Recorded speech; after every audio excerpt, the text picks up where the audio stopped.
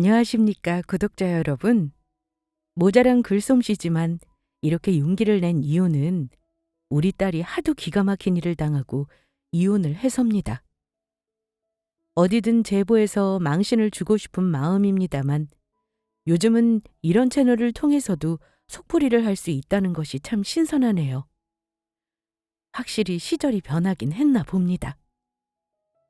가정 내 이야기 털어놓는 것이 쉬운 일은 결코 아니지만 어딘가에 허심탄회하게 털어놓으면 정신적으로 도움이 된다는 이야기를 들어서 한번 사연을 시작해 보도록 하겠습니다. 제가 오늘 들려드릴 이야기는 저의 이야기는 아니고요. 작년에 힘든 일을 겪은 우리 딸 부부의 이혼 사연입니다. 저는 60 중반의 나이입니다. 자식은 우리 큰딸이랑 올해 28짜리 막 취직 성공한 아들이 하나 있습니다. 우리 남편은 우리 딸이 결혼해서 딸 낳고 손주가 첫돌 맞이하는 거 보고 저보다 먼저 떠났습니다. 정말 열심히 평생을 성실하게 살았던 사람인데 퇴직하고 경비 일한 지 딱 4년 만에 췌장암을 얻어 투병하다가 1년도 안 돼서 죽었어요. 남편이 암에 걸리고 보니 경비 일하면서 많이 힘들어했던 게 참 마음에 걸리더군요. 집에서는 힘들다는 말을 저 걱정할까봐 직접적으로 한 적은 없었습니다만 제가 남편이 일하는 아파트 단지에 간식 챙겨주러 잠깐 갔다가 안쓰러워서 당장 그만두라고 했던 일 한 번 있었습니다. 우리 남편이 근무하는 이평 남직 근무소는 그 더운 날 선풍기 한 대만 돌아가고 있었습니다. 일그러진 얼굴로 부채질을 하다가 제가 찾아온 걸 보고 깜짝 놀라며 웃는데 마음이 너무 아팠죠. 제가 속상해하면 남편이 혹여나 마음 쓰일까 싶어 일단 가져온 간식을 경비초소 안에 차려서 먹으라고 할 때였습니다. 웬 내 나이 또래로 보이는 아줌마 하나가 내려와서는 대뜸 경비초소 문을 열더니 이러대요. 아저씨! 지금 근무 시간에 누가 그런 거 먹으래요? 농땡이 부리는 건가요? 경비면 오가는 사람 이상한 놈이 있는지 잘 감시할 것이지 이래도 되는 거예요? 아이고 부녀 회장님, 우리 집사람이 날 덥다고 간식을 좀 챙겨와서 이제 막 한 입 먹었습니다. 근무는 자질 없이 하니까 마음 놓으세요. 그러더니 저의 화난 표정을 보고는 휙 돌아서 가버리더라고요. 그때 제 심정 굳이 말 안 해도 다들 짐작이 가시죠? 제가 그만두라고 그 돈 없어도 충분히 산다고 화를 냈는데 남편은 그저 허허 웃으면서 자기는 아무렇지 않답니다. 그마저도 오래 할 일도 아니니 끝까지 하고 싶다면서요. 자기를 위해서가 아니고 저를 위해서 못하는 날까지는 하고 싶다고 했죠. 저는 그 일 있고 나서 약자에게 함부로 하는 사람을 아주 경멸하게 되었습니다. 그 고생을 하더니만 우리 남편이 얼마 후 암을 진단받은 겁니다. 제가 본 것만 그 정도였지만 아마 갑질 아닌 갑질 많이 당했을 거라 생각합니다. 남편이 암 진단받고 나서도 다행히 보험을 든든히 들어놓은 덕에 도움을 많이 받았지만 암이라는 병은 일단 돈이 없으면 치료가 참 어려운 병이라 그때 돈을 많이 까먹었었습니다. 그러다가 남편이 죽고 나서 제 앞으로 몰래 모아놓은 노후자금 계좌를 발견했는데 어찌나 눈물이 났는지 모릅니다. 자기 죽을 날 받아놓고도 나 때문에 끝까지 신경 쓴 사람이었죠. 그때 제가 우리 사위 도움을 많이 받긴 했습니다. 지금은 천하의 죽일 놈이 되었지만 우리 큰 사위는 그때만 해도 저에게는 든든한 아들이나 마찬가지였습니다.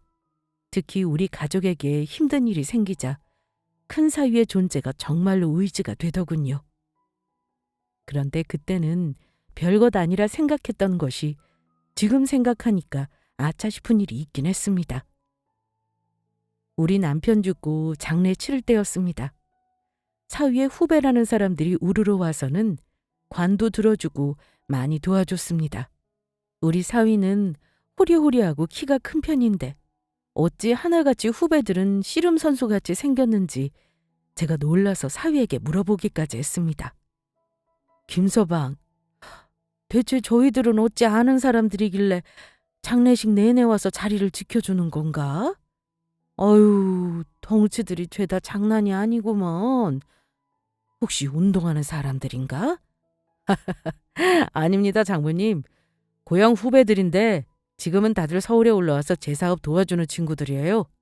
인상은 저런데 다들 내 말이면 꿈뻑 죽는 애들이니까요. 뭐 부탁할 거 있으시면 주저 말고 다 말씀하세요, 장모님. 아이고, 부탁할 게 뭐 있겠나. 여기 와서 있어주는 것만 해도 고맙지. 내가 신경 못 쓰면 자네가 저희들 먹을 거랑 잘 챙겨주게. 그런데 우리 딸은 사위 후배라는 사람들을 영 좋아하지 않는 듯한 눈치였습니다. 자기는 결혼 전에 만난 적도 없었던 사람들이라고 너무 무섭게 생겨서 싫다고 하더라고요. 그때는 제가 딸을 꾸짖었습니다. 여기까지 와서 있어주는 일은 아무리 친구라 해도 힘든 일이라고요. 마냥 고맙게 생각하라고 했어요. 우리 사위가 곁을 지켜주니 얼마나 든든한지. 또 말도 참 싹싹하게 하는 사람이 우리 사위였습니다. 장모님, 제가 다 알아서 할 테니 다른 거 신경 쓰지 마시고 마음 놓으세요. 그래도 장인어른이 장모님 생각 많이 하셨네요. 요즘에는 상속받을 재산보다 빚이 없는 게 다행이라잖아요. 얼마나 다행입니까, 장모님? 나나 진아 엄마 둘 다 정신이 없으니 자네라도 정신 바짝 차리고 뒤처리 좀 잘 부탁하네. 늘 준비는 해왔지만 아무리 준비를 했다 해도 사별이라는 게 이런 건가 싶어. 너무 힘들고 기가 막혀서 말도 못하겠네. 당연한 말입니다, 장모님. 지금 진아 엄마도 제정신 아니에요. 그래도 산 사람은 살아야죠. 장모님, 마음 추스리는 동안 제가 도와드릴게요. 걱정 마시고요. 그때 우리 손녀가 막 돌 지났을 무렵이라 딸아이도 얼마나 원통해하고 슬퍼했는지 모릅니다. 그러니 나나 우리 딸은 정신이 없었고 아들과 사이가 없었으면 어찌 장례를 치렀을지 참 생각만 해도 아찔합니다. 장례부터 조문객 맞는 상주까지 제가 정신없는 와중에 일처리를 전부 알아서 해준 사람이 우리 사위입니다. 그러니 제가 얼마나 우리 사위를 믿고 아꼈겠습니까? 우리 딸은 사위랑 1년 남짓 연애를 하는 듯 하더니 막상 결혼을 30 넘어 했는데 결혼할 때 사돈 댁은 그냥 평범한 시골 촌부로 보였습니다. 외아들이 자수성가해서 부모를 도와주는 게 미안하고 결혼할 때 많이 못 도와줘서 송구스러워 하더군요. 하지만 그때는 우리 남편이나 저나 사돈댁 형편은 크게 문제 삼지 않았습니다. 일단 사위가 너무 건실해 보였고 늘 열심히 바쁘게 사는 것이 제 눈에 보였던지라 적어도 내 딸은 고생은 안 시키겠구나 싶었죠. 그렇게 결혼시켰는데 우리 딸은 바로 임신을 하고 회사에 출산휴가만 몇 달 내고는 바로 직장에 복귀했습니다. 그리고 줄곧 4살짜리 아이를 키우느라 늘 바쁘게 살았습니다. 애들이 사는 게 경제적으로 힘들지는 않아 보였죠. 제가 이렇게 딸네 집에 가까이 사는 이유는 사위가 너무 바쁜 사람이라 그렇습니다. 왜냐면 사위가 사업을 했고 수입도 좋았는데 그만큼 하는 일이 많이 힘들었어요. 출근은 빠르고 귀가는 늦으니 집에 신경을 많이 못 쓰는 듯 보였습니다.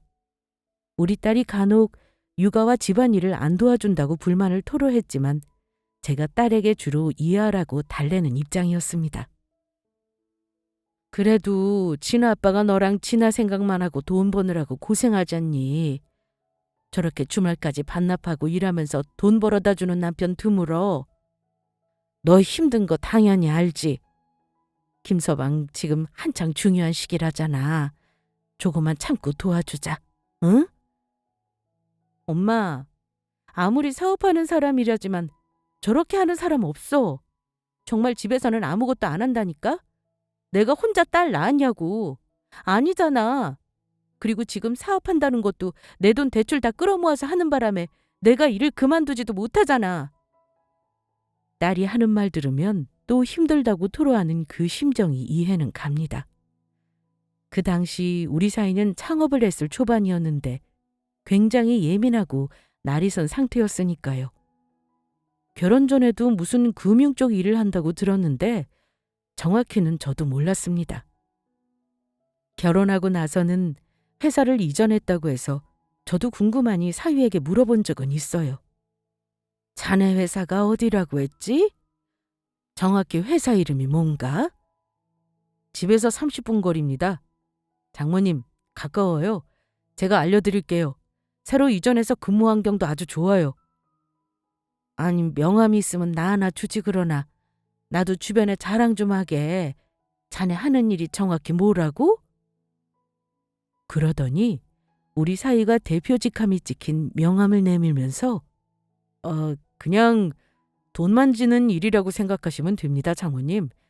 자세히 말해도 장모님은 모르실 거예요. 그냥 지금은 예전이랑 다르게 많이 힘들지도 않고 자리 잡아서 아주 잘 되고 있다는 정도만 아시면 되죠. 그럼 안심 아닙니까? 자신감 있게 말하는 사위 태도를 보고 저는 더 안심했습니다. 그런데 어쩐지 우리 딸은 사위랑 뭐가 그리 문제가 많았는지는 몰라도 참 많이 지지고 볶고 싸우는 듯 했습니다. 저한테야 장모님 뭐 티를 안 낸다고는 해도 부부 사이는 제가 다 모르는 게 많았을 거라고 생각합니다. 원래 결혼 초반이나 아이 어릴 때는 부부가 많이 싸우는 법이라 딸이 힘들다고 해도 주로 사위 편을 많이 들어줬던 것 같습니다. 한 번은 무슨 일로 싸웠는지 이혼한다고 난리를 치길래 제가 아주 진땀을 빼면서 뜯어말리기도 했죠. 엄마 있지. 나 먹고 사는 거 힘들지도 않은데 그냥 이혼할까 봐. 결혼 전에는 나 공주 대접 해주겠다더니 이게 뭐야? 돈 벌어온다는 핑계로 가정이 너무 소홀하잖아. 내가 공주 대접 해달라는 게 아니라 최소한 애랑 있는 시간은 가지자는 건데 정말 너무하는 것 같아. 엄마랑 나랑 이렇게 애 키울 거면 뭐하러 부부로 사는지 그런 소리 말어. 남자는 원래 바깥일이 신경 쓰이면 가정에 잠시 소홀할 수 있어. 그래도 너랑 지나 위해서 애쓰는 거니 네가 너그럽게 이해해줘야지. 나도 이해하려고 했지. 근데 어쩔 때는 연락 두절돼서 속이 탈 때도 있다니까?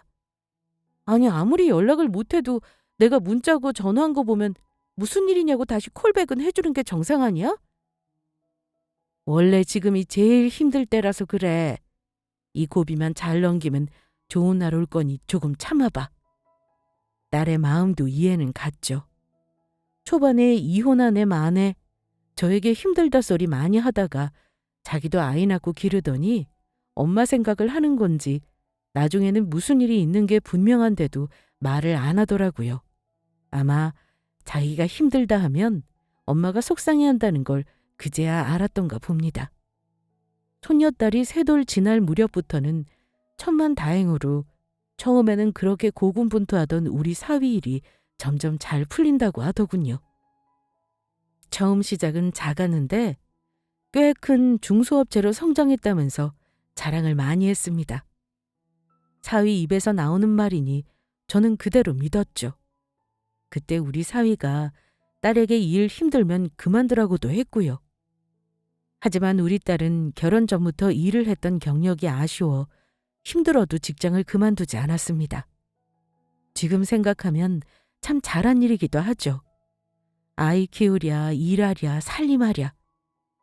많이 힘들어하길래 제가 딸네 집에 자주 가서 살림을 도와주곤 했습니다. 물론 우리 소녀딸 등호원도 도와주고 있었고요. 그나마 가까이 사는 엄마 찬스 마음껏 써야 우리 딸도 숨을 쉴 것 같아 결혼해서부터 줄곧 옆에서 도와주었습니다. 시부모님이 나이가 나보다 훨씬 많기도 하고 지방이라 우리 딸이 도움은 아예 바랄 수가 없는 상황이기도 했어요. 가만 보니 사위도 자기 집에는 자주 못 내려가더라고요. 제가 우리 딸에게 가끔 안부 전화라도 드리라고 하긴 했는데 우리 딸도 어쩔 수 없이 며느리인지 자주 연락은 하기 싫어했습니다. 그리고 명절에 내려갈 때도 스트레스 많이 받았어요. 저야 그때만 해도 우리 딸이 얘기를 안 해서 잘 몰랐는데 나중에 들어보니 시어머니와 몇 번 부딪히고 안 좋은 일도 있었나 보더군요. 아무튼 시가 스트레스야 며느리라면 다 있는 것 아니겠습니까? 우리 딸이 힘들다고 해도 자주 시댁에 가지 않으니 그때만 참으라 하고 달래곤 했습니다. 사위가 승승장구하면서 조금은 여유가 생기길 바랐지만 어디 일이 그런가요?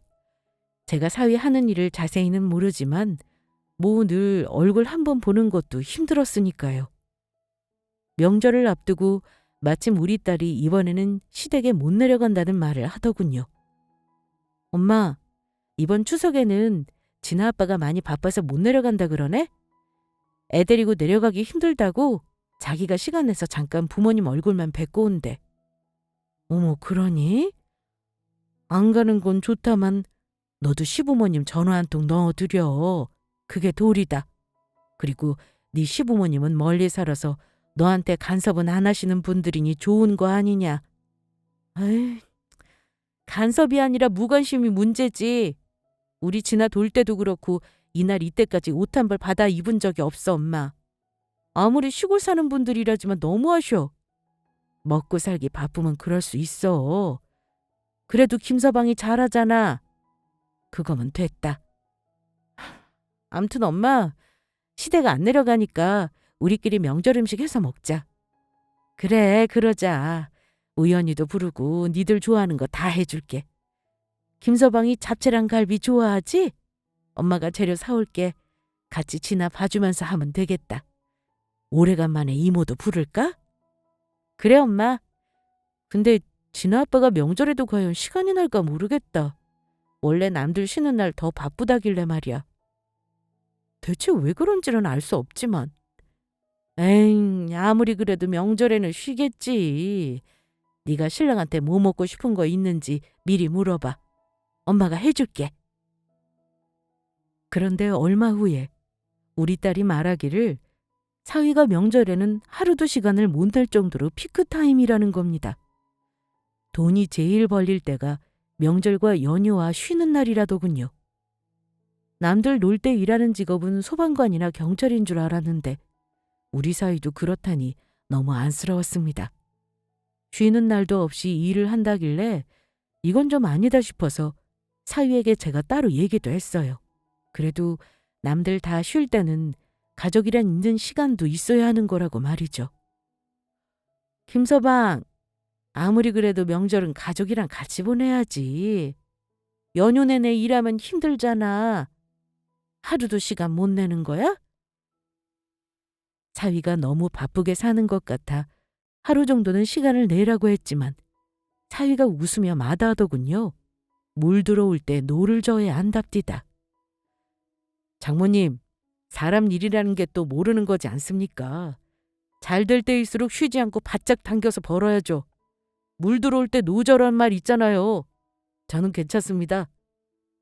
그래도 밥은 먹으면서 해야 할 거 아닌가. 당일에 잠깐이라도 집에 들를 수는 없어? 회사가 먼 것도 아니잖아. 아이고, 장모님, 괜찮다니까요.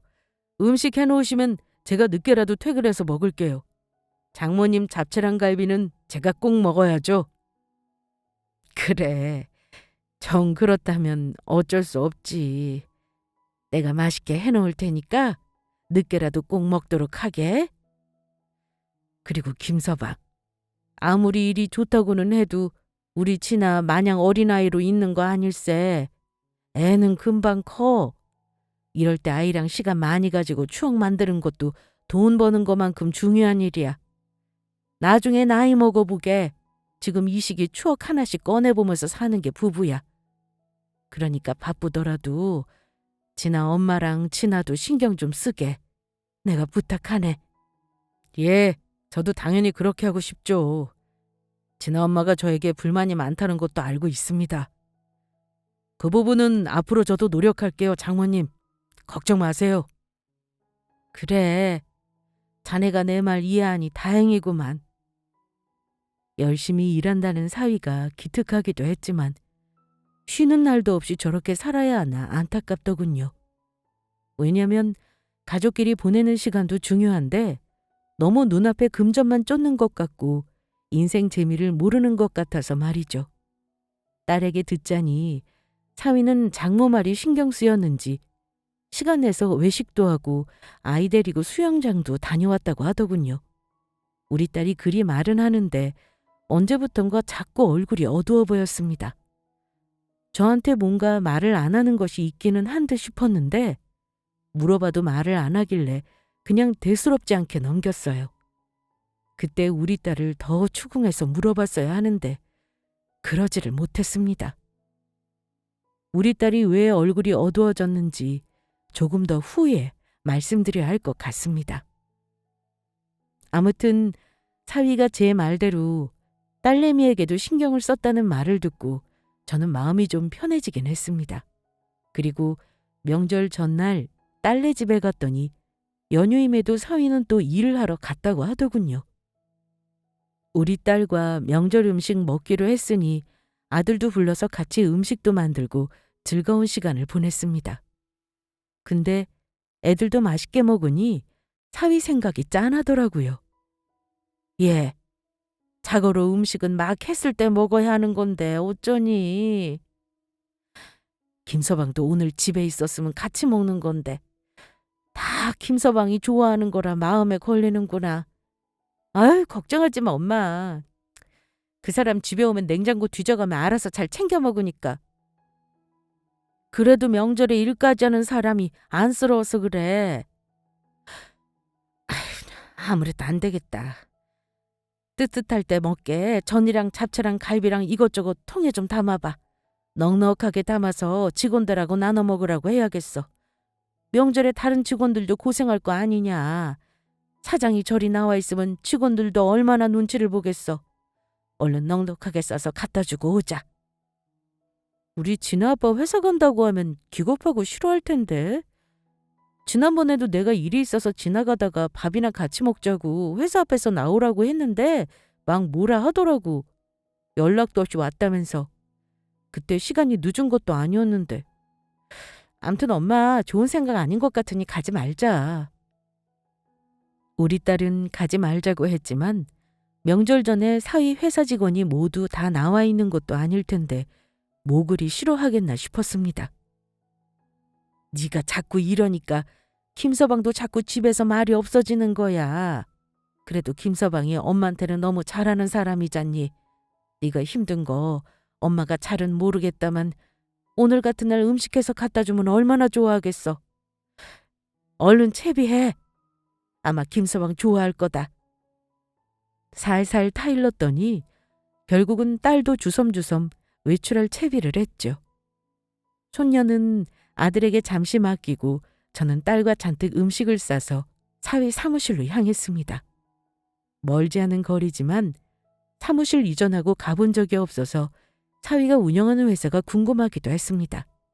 사실 명함 받았을 때 제가 몇 번 가보고 싶어 했는데 그때마다 사위가 이런저런 이유로 거절했기에 이렇게 자연스럽게 가보는 것도 좋겠다 싶었죠. 사위가 운영하는 회사는 4층 집합상가 2개 층을 전부 쓰고 있더군요. 건물 밑에서 상호와 간판이 붙은 걸 보니 참 뿌듯했습니다. 그런데 보통 회사는 창문에 저렇게 래핑을 안 한다 싶었는데 사위 회사는 건물 밖에서 보니 창문에 전부 래핑을 해서 햇볕이 잘 안 들 것 같았습니다. 너도 김서방 회사 안에는 안 들어가 본 거니?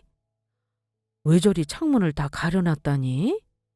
화분도 키우고 하려면 해도 좀 들고 해야 할 텐데. 그러게.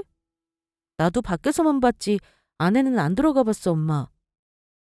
괜히 직원들이 사장 마누라 왔다 그러면 안 좋게 볼 것 같아서.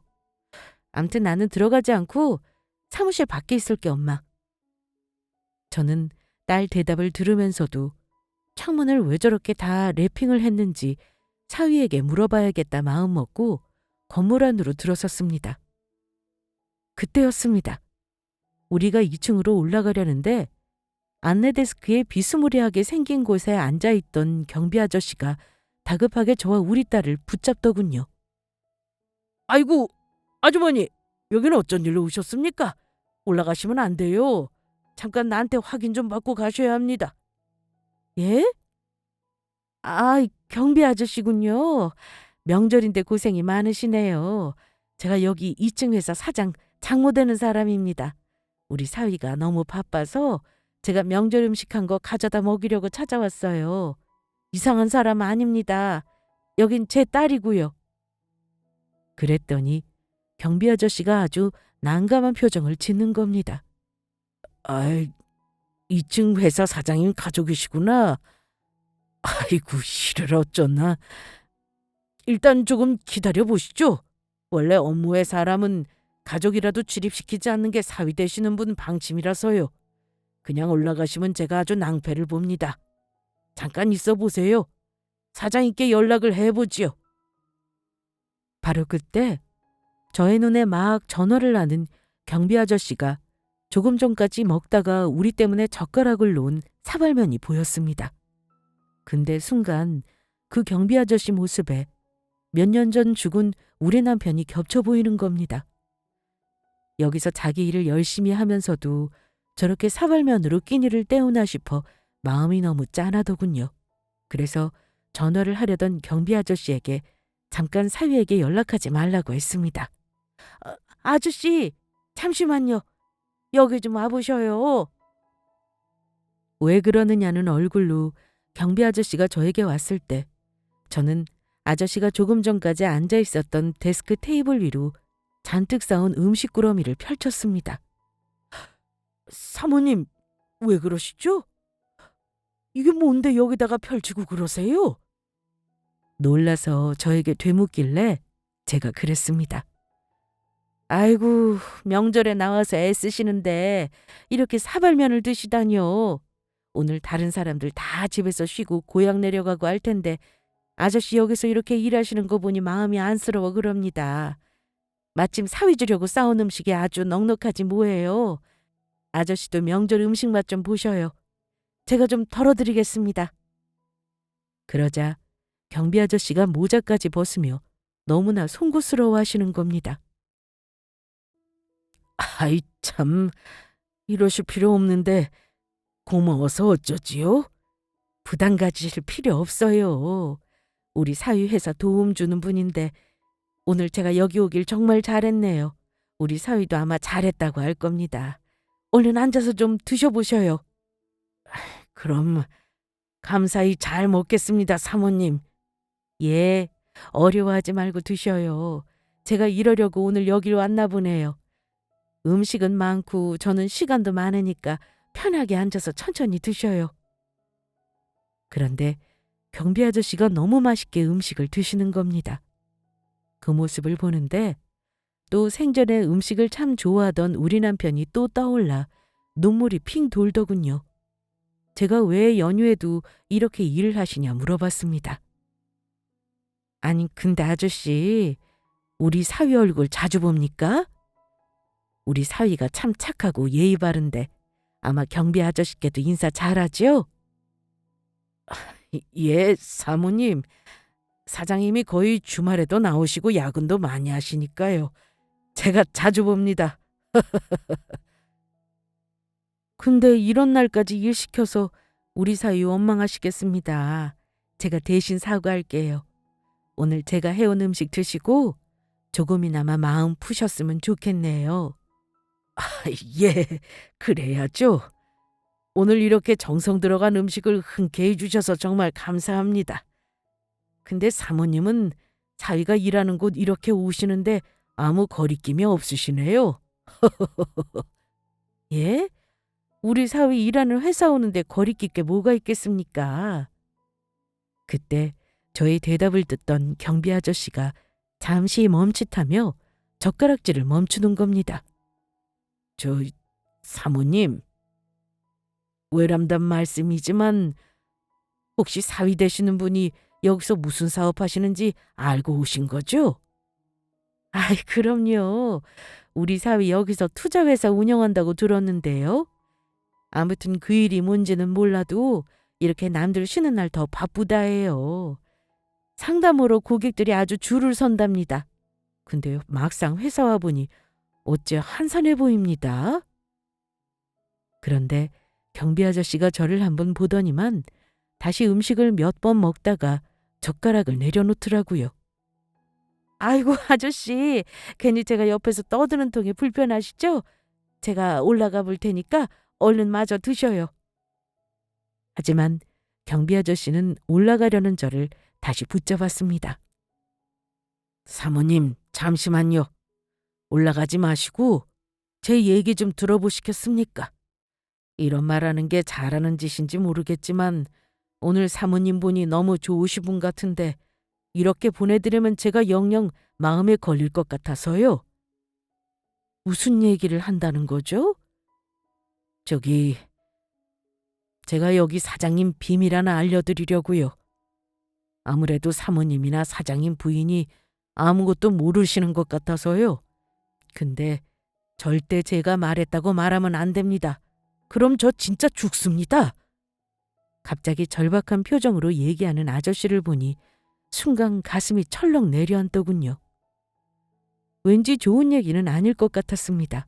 그런데 경비 아저씨 입에서 나온 얘기를 듣고 저는 그 자리에서 뒤로 넘어갈 뻔했습니다. 저와 우리 딸이 그동안 사유에게 감쪽같이 속고 있었다는 걸 어쩜 그날 알게 되다니요. 사실은 사장님 하시는 일이 투자회사가 아니고요. 여기 불법 도박장이에요. 저는 사장님이 월급 주시는 게 아니고요. 여기 건물주한테 월급 받는데 사장님이 저를 아주 함부로 대하고 깡패같이 부려먹어서요. 제가 아주 곤욕스럽던 참입니다. 툭하면 저한테 여기 들어오는 사람 망보라고 하지를 않나? 오기로 한 손님들 제대로 올려보내는 일 하라고 하질 않나? 너무 힘들어요. 신고도 해볼까 했는데 보복이 두려워서요. 두 분은 아무리 봐도 모르시는 것 같아서요. 혹시 사위분한테 이상한 점 전혀 못 느끼셨습니까? 여기가 불법 도박장이라고요? 세상에, 그게 확실한가요? 설마 그럴 리가요. 우리 사위 몇 년을 회사 나간다고 아침 일찍 나가서 저녁 늦게 들어오곤 했는데요. 제가 왜 거짓말을 하겠습니까, 사모님? 사모님이 사위를 너무 모르시는 듯해서요. 제 말 확실하니 믿으셔도 됩니다. 그런데 경비원 말을 못 믿는 저와는 달리 우리 딸은 부들거리면서 이러더군요. 역시 이상한 일 하는 게 맞았네. 사기꾼 자식 같으니라고. 얘, 너는 네 신랑 뭔가 이상한 거 알고 있었니? 아저씨가 하는 말 맞는 거야? 엄마, 나 실은 그 인간 돈 번다면서 생활비 제대로 준 적 없어서 나랑 자주 싸웠었어. 엄마 걱정할까 봐 내가 말을 안 해 그렇지. 저 사람 여자 문제도 있는 거 내가 심증이 있어. 근데 오늘 알게 되네. 아저씨, 정말 감사합니다. 솔직히 말해주셔서 감사해요. 우리 가정을 구하셨어요. 별 말씀을요. 아무래도 같이 사는 분은 뭔가 아셨나 보네요. 사실은 사장님 성질이 워낙 우악스럽고 급하지 않습니까?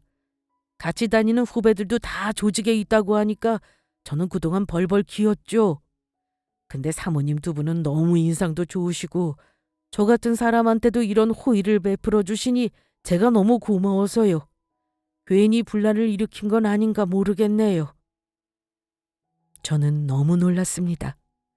늘 저에게 싹싹하고 잘하던 사위가 전혀 알지 못하던 어두운 면이 있다는 사실이 믿을 수 없었습니다. 하지만 경비 아저씨 말을 들은 우리 딸을 보니 영 틀린 얘기가 아니라는 생각에 손이 떨리고 당장 쓰러질 것만 같은 기분이었습니다. 어머, 경비 아저씨, 우리 사위가 그럼 여기서 도박장을 운영하고 아저씨한테 갑질하는 놈이라는 겁니까? 아이, 굳이 말하자면 그런 셈이죠. 아무튼 세상에 영원한 비밀은 없는 법이지 않습니까? 이미 따님은 같이 살면서 남편 때문에 속 좀 썩으신 것 같이 보이는데요. 아닙니까? 우리 딸은 부들거리면서 떠는 저와는 달리 역시 달랐습니다. 엄마, 차라리 잘 됐다. 나 결혼 초반부터 이혼하고 싶었다고 엄마한테 얘기한 거 기억나지? 그래도 우리 엄마한테 잘하고 아빠 장례 도와준 게 고마워서 참고 살아보자 했는데 이건 아니지. 나는 불법적인 일하면서 돈 버는 놈하고는 못 살아. 내 딸이 전과자 아빠한테 뭘 보고 배우겠어? 그럼 지금 어쩌자는 거야? 김서방한테 대뜸 이혼하자고 하면 하겠니? 아휴, 이를 어쩜 좋아. 내 딸이랑 우리 진아 불쌍해서 어쩌니. 나한테는 그렇게 잘하는 놈이 밖에 나가서는 폭군이었다는 거 아니야. 엄마, 이거 신의 계시인가 봐.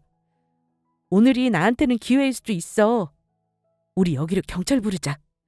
아저씨, 오늘 우리 남편 여기 있는 거 맞죠? 지금 사람들도 같이 있고요. 어제 새벽부터 밤새 있다가 아직 안 들어온 놈들도 있다니까요.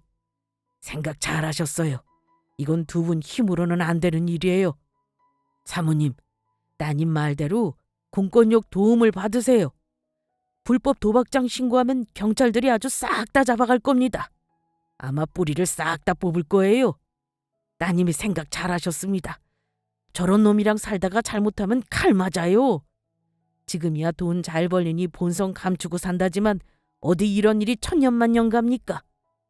아마 가족들 담을 다 빨아먹고 재산 털어먹어야 끝날 겁니다. 마음 단단히 잡수셔야 해요. 우리 딸은 더 고민할 것도 없다며 바로 경찰에 신고를 했습니다. 저는 손발이 떨려 아직도 사위가 저런 불법적인 일을 한다는 게 믿기지 않았어요. 하지만 경비 아저씨 말이 사실인 이상 그냥 좌시할 수는 없었어요. 저 역시 내 딸이 이런 무서운 일하는 놈이랑 계속 혼인관계를 지속하게 할 마음은 없었죠. 경찰은 참 빨리도 도착하더군요. 우리 딸이 정복경찰 말고 사복경찰을 요구해서인지 일단 형사 2명이 왔더라고요. 근데 하는 말이 지금 올라가면 절대 문을 안 열고 비상통로로 도망가서 소탕을 못한다고 하는 겁니다. 우두머리를 먼저 잡고 현장을 덮쳐야 한다고요. 그래서 우리 딸더러 아무것도 모르는 척 회사 앞에 있으니 잠깐 보자고 하라고 시키더군요. 우리 딸은 형사가 시키는 대로 했습니다. 근데 전화를 끊은 딸이 하는 말이요. 엄마, 진아 아빠 지금 버럭 화낸 거 알아? 회사 앞이라니까 왜 왔냐고 난리야. 내가 먹을 것만 얼른 준다고 했거든? 지금 바로 내려온대. 그래. 김서방. 오늘이 그놈 김서방이라고 부르는 마지막 날이구나. 엄마는 이렇게 손발이 떨리는데 너는 괜찮아? 아휴, 우리 딸. 내가 우리 딸 얼굴 어두울 때 조금 더 캐물었어야 하는데. 그때 계단에서 누군가가 내려오는 소리가 들렸고 형사가 잠시 몸을 숨긴 사이 차위놈이 모습을 드러냈습니다. 여보. 참, 장모님. 장모님까지 여기 오셨어요?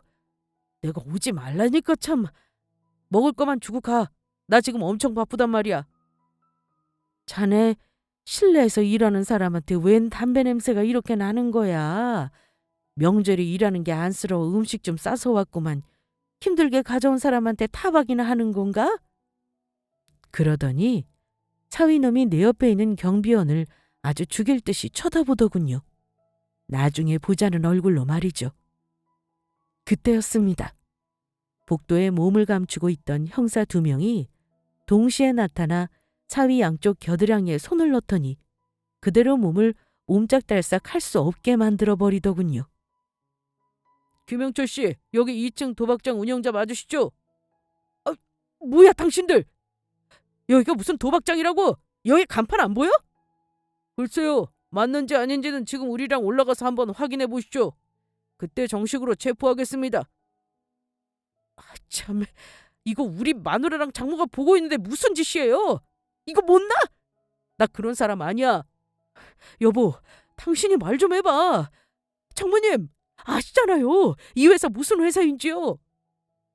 그때 우리 딸이 사위에게 말했습니다. 이 회사가 무슨 회사냐니? 몰라서 물어? 거리낄 거 없으면 여기 형사님들하고 올라가서 보여드리면 되겠네. 그때였습니다. 사위놈의 표정과 눈빛이 살기를 띠며 아주 무섭게 변하더군요. 이제껏 내가 알던 사위의 얼굴이 아예 아니었죠. 아주 간담이 서늘하도록 무서운 표정이었습니다. 설마 진호 엄마, 당신이 나 신고했냐? 이렇게 말하며 저와 우리 딸을 쏘아보더군요. 김서방, 우리를 어찌 이렇게 속일 수가 있나? 언제까지 이런 범죄 저지르면서 살 생각이었어? 지나 보기 부끄럽지도 않았어? 우리 딸이 말을 안 해서 나는 몰랐네만 그동안 우리 딸이 내내 표정에 어두운 이유가 있었구만. 장모님! 나 진짜 어이가 없네. 장모님은 딸한테 남편 신고하라고 시킨 거예요, 지금? 우리 가정 잘 이끌라고 하더니만 깨라는 거예요?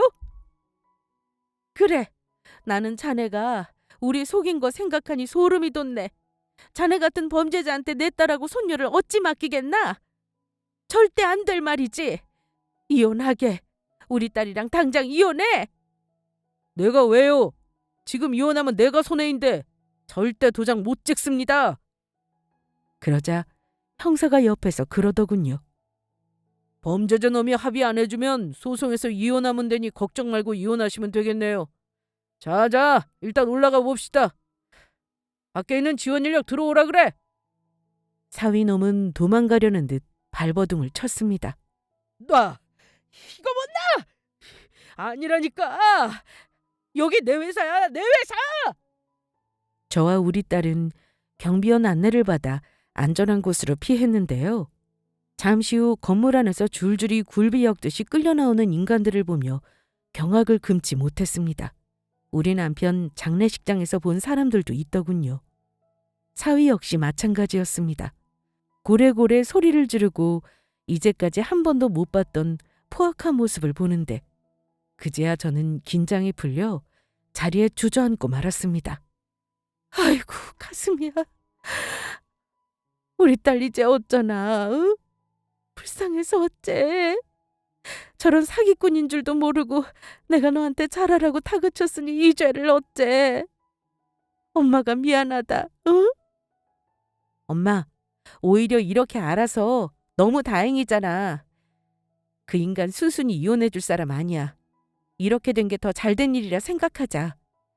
인정 많은 우리 엄마 덕에 그 경비원 아저씨가 도움 준 거라고 생각하자. 나는 아무렇지도 않고 너무 좋아, 엄마. 너무 홀가분해. 그래.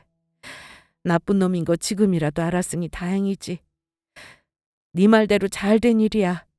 엄마가 옆에서 진아 키우는 거 다 도와줄 테니까 너는 아무 걱정 말고 이혼 절차 밟아.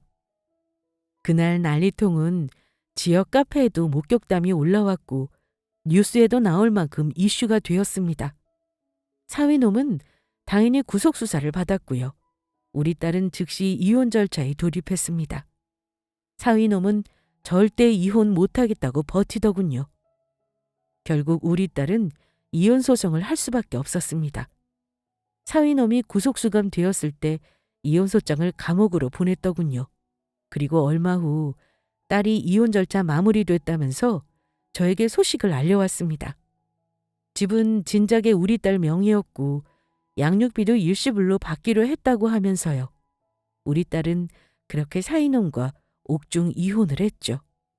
위자료도 2천만 원 판결난 대로 처리할 예정이라며 담담히 말하는데 억장이 무너졌지만 우리 딸 앞에서 더 울 수가 없었습니다. 속고 산 그 시간이 너무 억울하고 분해서 사위놈 일벌백계 해주기를 바랐는데요. 그나마 죗값을 치른다니 다행이죠. 우리 딸은 혹시 몰라 나중에 접근금지 명령을 신청해 놓는다고 하더라고요. 그리고 우리 가족은 지금 원래 살던 곳에서 아주 멀리 떨어진 곳으로 이사를 왔습니다. 아마 자기 딸이 있으니 언제든 연락을 할지는 몰라도 우리 딸은 절대 보여줄 생각 없다고 하네요. 참 파란만장한 이혼 사연이죠? 혹시 나중에 출소해서 우리 가족에게 해코지를 하면 어쩌나 너무 걱정이 되긴 합니다. 그런데 소송하면서 딱 한 번 우리 딸이 그놈을 만났는데 우리 딸 보고 미안하다고 엄청 울었다고 하대요. 그 눈물이 진심인지 믿지는 못하겠지만 딸을 위하는 아빠라면 다시는 연락하지 말라고 했다네요. 그런 놈도 부성애가 있다면 험악한 해코지는 안 할 거라고 믿어봐야죠. 우리 딸 이혼 사연 참 마음 아프죠? 제가 엄마로서 참 미안하기도 했는데 이제는 우리 가족끼리 똘똘 뭉쳐서 살아가야지 어쩌겠습니까? 작정하고 우리를 속인 그놈과의 인연은 오늘 사연 채널에 말하는 것으로 전부 털어버리고 우리 딸이랑 손녀를 위해 저도 열심히 살아보겠습니다. 감사합니다.